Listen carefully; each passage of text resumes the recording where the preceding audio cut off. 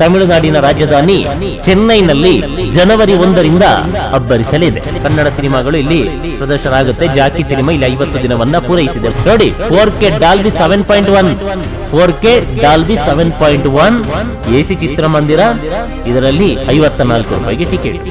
Single screen ಚಿತ್ರಮಂದಿರ, ಅದರಲ್ಲೂ RTC cross ರಸ್ತೆಯಲ್ಲಿರುವಂತಹ ಮುಖ್ಯ ಚಿತ್ರಮಂದಿರ ಇದೆಯಲ್ಲ, ಅಲ್ಲೂ ಕೂಡ 60 ರೂಪಾಯಿ ಟಿಕೆಟ್ ಇದೆ. ನಮ್ಮಲ್ಲಿ ಮೇನ್ ಥಿಯೇಟರ್ ಬಿಟ್ಟಾಕಿ ಸೈಡ್ ಥಿಯೇಟರ್ ಅಲ್ಲೂ ಇಲ್ವಾ. ಉಪೇಂದ್ರ ಅವರ ರೇಂಜ್ ಅಲ್ಲಿ ಅರ್ಜುನ್ ಜನ್ಯ ಸಿನಿಮಾ ಮಾಡಿದ್ದಾರೆ.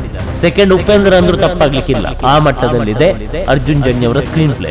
ಕೋಸ್ಟಲ್ ಕನ್ನಡ ವೀಕ್ಷಿಸುತ್ತಿರುವ ಎಲ್ಲ ಸ್ನೇಹಿತರಿಗೂ ನಮಸ್ಕಾರ. ಕೋಸ್ಟಲ್ ಕನ್ನಡದ ಮತ್ತೊಂದು ವಿಡಿಯೋಗೆ ಸ್ವಾಗತ. ಇವತ್ತಿನ ವಿಡಿಯೋದಲ್ಲಿ ನಾವು ನಿಮ್ಗೆ 45 ಸಿನಿಮಾ ಕರ್ನಾಟಕ ರಾಜ್ಯಾದ್ಯಂತ ಭರ್ಜರಿಯಾಗಿ ಪ್ರದರ್ಶನವನ್ನ ಕಾಣ್ತಾ ಇದೆ. ಈ ಸಿನಿಮಾ ಎಲ್ಲೆಲ್ಲ ತೆರೆ ಕಂಡಿದ್ಯೋ ಎಲ್ಲಾ ಕಡೆಗಳಲ್ಲೂ ಭರ್ಜರಿಯಾದಂತ ಓಪನಿಂಗ್, ಹಾಗೆ ಭರ್ಜರಿಯಾದಂತ ಪ್ರದರ್ಶನ. ಪೈರಸಿಯ ನಡುವೆ ಕೂಡ ಈ ಸಿನಿಮಾ ಗೆಲುವಿನ ಪತಾಕೆಯನ್ನ ಹಾರಿಸ್ತಾ ಇದೆ. ಇವೆಲ್ಲದರ ಮಧ್ಯೆ ಈ ಸಿನಿಮಾ ತಮಿಳುನಾಡಿನ ರಾಜಧಾನಿ ಚೆನ್ನೈನಲ್ಲಿ ಜನವರಿ 1ರಿಂದ ಅಬ್ಬರಿಸಲಿದೆ. ಚೆನ್ನೈನಲ್ಲಿ ಈ ಸಿನಿಮಾ ಯಾವೆಲ್ಲ ಭಾಷೆಗಳಲ್ಲಿ ತೆರೆ ಕಾಣುತ್ತೆ ಅಂತ ಕೇಳಿದ್ರೆ 2 ಭಾಷೆಗಳಲ್ಲಿ, ಒಂದು ನಮ್ಮ ಕನ್ನಡ, ಮತ್ತೊಂದು ಅಲ್ಲಿನ ತಮಿಳು ಭಾಷೆಯಲ್ಲಿ ಈ ಸಿನಿಮಾ ತೆರೆಗೆ ಅಪ್ಪಳಿಸಲಿದೆ.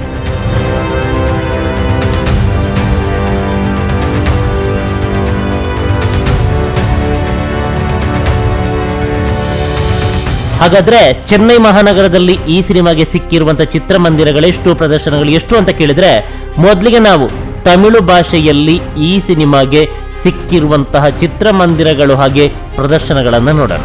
ಈಗಾಗಲೇ ನೀವು ನೋಡ್ತಾ ಇದ್ದೀರಾ ದಿ ವಿಜಯ್ ಪಾರ್ಕ್ ಮಲ್ಟಿಪ್ಲೆಕ್ಸ್, ಇಲ್ಲಿ 2 ಪ್ರದರ್ಶನ, ಸಂಜೆ 3:10 ಹಾಗೆ ರಾತ್ರಿ 10:30ಕ್ಕೆ 2 ಪ್ರದರ್ಶನವನ್ನ ವಿಜಯ್ ಚಿತ್ರಮಂದಿರ ಈ ಸಿನಿಮಾಗೆ ನೀಡಿದೆ. ಇದು ಮತ್ತೊಂದು AGS ಸಿನಿಮಾ ಅಂತ ಟಿ ನಗರದಲ್ಲಿ ಇದೆ, ಚೆನ್ನೈ.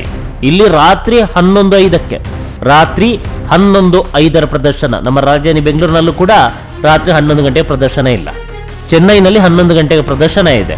ಇನ್ನು ವಿಶೇಷ ಏನಪ್ಪಾ ಅಂತ ಹೇಳಿದ್ರೆ, ನೋಡಿ, ಇಲ್ಲಿ 54 ರೂಪಾಯಿಗೆ ಮಲ್ಟಿಪ್ಲೆಕ್ಸ್ ನಲ್ಲಿ ಟಿಕೆಟ್ ಸಿಗುತ್ತೆ. ರಾಜಧಾನಿ ಬೆಂಗಳೂರು ಬಿಟ್ಟಾಕಿ ರಾಜ್ಯಾದ್ಯಂತ ಎಲ್ಲಾದ್ರೂ ಇದೆಯಾ 54 ರೂಪಾಯಿಗೆ ಟಿಕೆಟ್? ಸಾಧ್ಯನೇ ಇಲ್ಲ.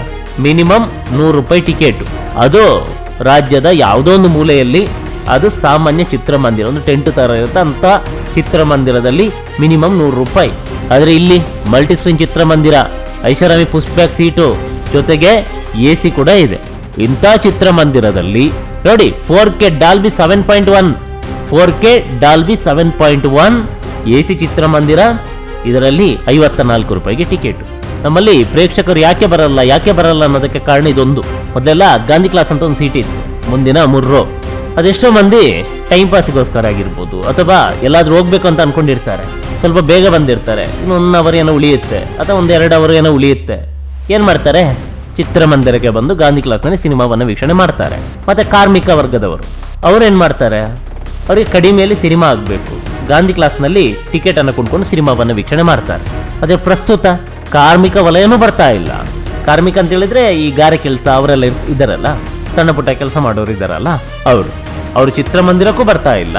ಹಾಗೆ ಈ ಟೈಮ್ ಪಾಸಿಗೆ ಅಂತೇಳಿ ಏನ್ ಬರ್ತಾರೆ, ಅವರು ಬರ್ತಾ ಇಲ್ಲ. ಕಾರಣ ಗಾಂಧಿ ಕ್ಲಾಸ್ ಇಲ್ಲ. ನಮ್ಮಲ್ಲಿ ತಗೊಂಡ್ರೆ 150-200 ರೂಪಾಯಿ ಟಿಕೆಟ್ ತಗೋಬೇಕು. ಈ ಸಣ್ಣ ಪುಟ್ಟ ಕೆಲಸ ಮಾಡೋರು, ತಳ್ಳಗಾಡಿ ಇವರೆಲ್ಲ ಈ 200 ರೂಪಾಯಿ 250 ರೂಪಾಯಿ ಇದಕ್ಕೇನೆ ಹಾಕಿದ್ರೆ ಅವರ ಜೀವನ ಹೆಂಗೆ? ಹೀಗಾಗಿ ಆ ವರ್ಗದವರು ಚಿತ್ರಮಂದಿರಕ್ಕೆ ಬರೋದು ತುಂಬಾನೇ ಕಡಿಮೆ ಆಗಿದೆ. ಟೈಮ್ ಪಾಸಿಗೆ ಅಂತ ಹೇಳಿ ಬರೋರ ಕೈಯಲ್ಲಿ ಮೊಬೈಲ್ ಇದೆ, ಟೈಮ್ ಪಾಸ್ ಅಲ್ಲೇ ಆಗುತ್ತೆ. 1 ಗಂಟೆನೋ 1.5 ಗಂಟೆನೋ ಮೊಬೈಲ್ ನಲ್ಲಿ ಒಂದು ಸಿನಿಮಾ ಹಾಕಿ ನೋಡ್ತಾರೆ, ಟೈಮ್ ಪಾಸ್ ಆಯ್ತಲ್ಲ. ಇನ್ನು ಚಿತ್ರಮಂದಿರಕ್ಕೆ ಯಾಕೆ ಬರ್ತಾರೆ? ಚೆನ್ನೈನಲ್ಲಿ ಬರ್ತಾರೆ, ಕಾರಣ ಟಿಕೆಟ್ ರೇಟ್ ಕಡಿಮೆ ಇದೆ, ಆರಾಮದಲ್ಲಿ ಕೂತ್ಕೊಂಡು ಸಿನಿಮಾವನ್ನ 54 ರೂಪಾಯಿಗೆ ನೋಡ್ಬೋದಲ್ಲ. ನಮ್ಮಲ್ಲಿ ಇದು ಮಲ್ಟಿಪ್ಲೆಕ್ಸ್ ಅಲ್ಲಿ ಬೇಡ, ಯಾವುದೋ ಒಂದು ಸಿಂಗಲ್ ಸ್ಕ್ರೀನ್ ಅಲ್ಲಾದ್ರೂ ಹಾಕ್ಲಿಲ್ಲ, ಆಗ್ತಾ ಇಲ್ಲ. ಹಾಗಂತ ಹೊಸದಾಗಿ ಮಾಡಿ ಅಂತ ಹೇಳ್ತಾ ಇಲ್ಲ. ಮೊದ್ಲೇನು ಗಾಂಧಿ ಕ್ಲಾಸ್ ಅಂತ ಏನು ಇತ್ತು ಅದನ್ನ ಮತ್ತೆ ಆರಂಭ ಮಾಡಿ. ಮೊದಲು ಒಟ್ಟು 3 ದರ್ಜೆ ಇತ್ತು, ಈ ಸ್ಕ್ರೀನ್ ನ ಮುಂಭಾಗದಲ್ಲಿ ರೇಟ್ ಕಡಿಮೆ ಇತ್ತು, ಅದನ್ನ ಮತ್ತೆ ಆರಂಭಿಸಿ ಅಷ್ಟೇ. ಇವಾಗ ಅದೇನಿಲ್ಲ, ಇವಾಗ ಬರೀ 2 ದರ್ಜೆ, ಮೇಲೊಂದು ಕೆಳಗೊಂದು ಅಷ್ಟೇ. ನಮ್ಮ ಹೈದರಾಬಾದ್ ಇದೆಯಲ್ಲ, ಅಲ್ಲೂ ಕೂಡ ಅಷ್ಟೇ, ಸಿಂಗಲ್ ಸ್ಕ್ರೀನ್ ಚಿತ್ರಮಂದಿರ, ಅದರಲ್ಲೂ RTC ಕ್ರಾಸ್ ರಸ್ತೆಯಲ್ಲಿರುವಂತಹ ಮುಖ್ಯ ಚಿತ್ರಮಂದಿರ ಇದೆಯಲ್ಲ, ಅಲ್ಲೂ ಕೂಡ 60 ರೂಪಾಯಿ ಟಿಕೆಟ್ ಇದೆ. ನಮ್ಮಲ್ಲಿ ಮೇನ್ ಥಿಯೇಟರ್ ಬಿಟ್ಟಾಕಿ ಸೈಡ್ ಥಿಯೇಟರ್ ಅಲ್ಲೂ ಇಲ್ವಲ್ಲ, ಅದನ್ನೊಂದು ಆರಂಭಿಸಿ. ಒಂದು 3 ರೋ ಆದ್ರೂ, 3 ಬಿಟ್ಟಾಕಿ ಒಂದು 2 ರೋ ಅಟ್ಲೀಸ್ಟ್, ಅದು ಆಗಲ್ವಾ, 1 ರೋ ಆದ್ರೂ ಕೂಡ ಒಂದು ಗಾಂಧಿ ಕ್ಲಾಸ್ ತರ ಒಂದು ಕಡಿಮೆ ಒಂದು 50 ರೂಪಾಯಿಗೆ ಟಿಕೆಟ್ ಮಾಡಿ, ಪ್ರೇಕ್ಷಕರು ಬಂದೇ ಬರ್ತಾರೆ. ಇರ್ಲಿ, ಬ್ಯಾಕ್ ಟು 45.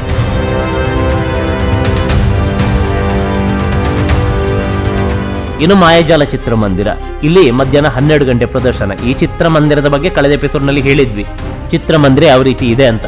ಕನ್ನಡ ಸಿನಿಮಾಗಳು ಇಲ್ಲಿ ಪ್ರದರ್ಶನ ಆಗುತ್ತೆ. ಜಾಕಿ ಸಿನಿಮಾ ಇಲ್ಲಿ 50 ದಿನವನ್ನ ಪೂರೈಸಿದೆ ಮಾಯಾಜಾಲ ಚಿತ್ರಮಂದಿರದಲ್ಲಿ. ಇನ್ನು AGS ಸಿನಿಮಾ ನೋಡಿ, ಇಲ್ಲಿ 4:20ಕ್ಕೆ ಪ್ರದರ್ಶನ. ಮಾರ್ವೆಲ್ ಮೂವೀಸ್ ಅಂತ ಅಲ್ಲಿ 3:20ಕ್ಕೆ ಪ್ರದರ್ಶನ. ಮತ್ತೊಂದು AGS ಮಧುರವಯಲ್ನಲ್ಲಿರುವಂತಹ AGS ಸಿನಿಮಾ ಇಲ್ಲಿ 12:40ಕ್ಕೆ ಪ್ರದರ್ಶನ. ಒಟ್ಟು ಇಷ್ಟು ಚಿತ್ರಮಂದಿರಗಳು ತಮಿಳು ವರ್ಷನಿಗೆ ಸದ್ಯಕ್ಕೆ ಸಿಕ್ಕಿದೆ. ಮತ್ತೊಂದಿಷ್ಟು ಪ್ರದರ್ಶನಗಳು ಆಡ್ ಆನ್ ಆಗುತ್ತೆ. ಇನ್ನು ಕನ್ನಡ ವರ್ಷನಿಗೆ ಮಾಯಾಜಾಲ ಚಿತ್ರಮಂದಿರ, ಈಗಾಗಲೇ ಹೇಳಿದಂತೆ ಮಾಯಾಜಾಲ ಕನ್ನಡ ಸಿನಿಮಾಗಳಿಗೆ ತಮಿಳುನಾಡಿನಲ್ಲಿ ಪ್ರದರ್ಶನವನ್ನ ನೀಡುವಂತ ಚಿತ್ರಮಂದಿರ. ಮಾಯಾಜಾಲ ಮಲ್ಟಿಪ್ಲೆಕ್ಸ್ ಅತಿ ದೊಡ್ಡ ಚಿತ್ರಮಂದಿರ ಕೂಡ. ಇಲ್ಲಿ ಸಂಜೆ 3 ಗಂಟೆಗೆ ಪ್ರದರ್ಶನ.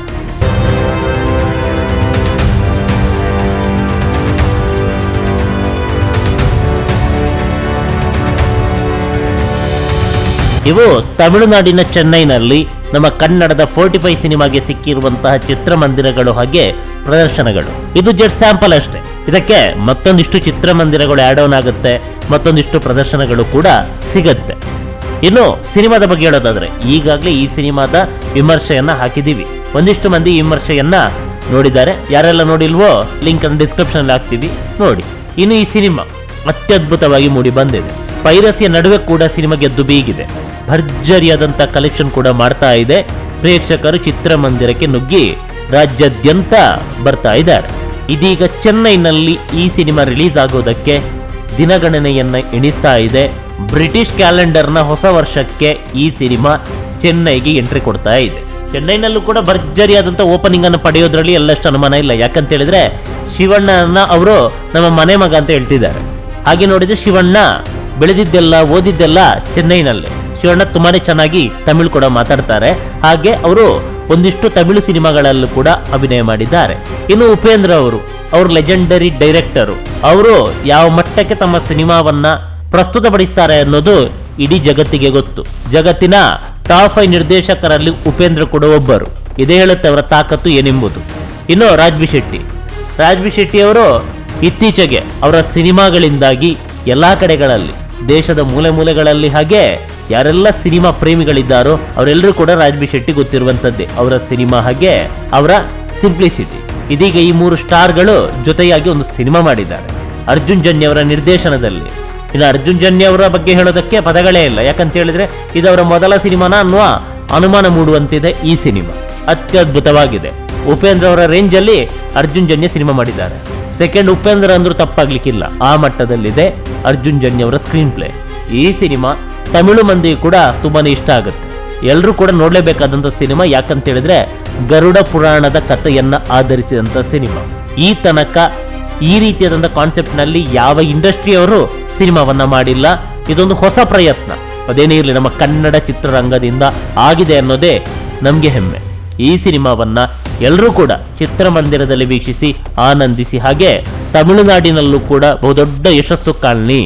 ಹಾಗೆ ಅಪ್ಪು ಸರ್ ಅಭಿನಯದ ಜಾಕಿ ಸಿನಿಮಾ ತಮಿಳುನಾಡಿನಲ್ಲಿ ಹೇಗೆ 50 ದಿನವನ್ನ ಪೂರೈಸಿತ್ತು, ಅದೇ ರೀತಿ 45 ಸಿನಿಮಾ ಕೂಡ ತಮಿಳುನಾಡಿನಲ್ಲಿ ಹೊಸ ದಾಖಲೆ ಬರೆಯಲಿ ಅನ್ನೋದೇ ನಮ್ಮ ಆಶಯ. ನಮಸ್ಕಾರ.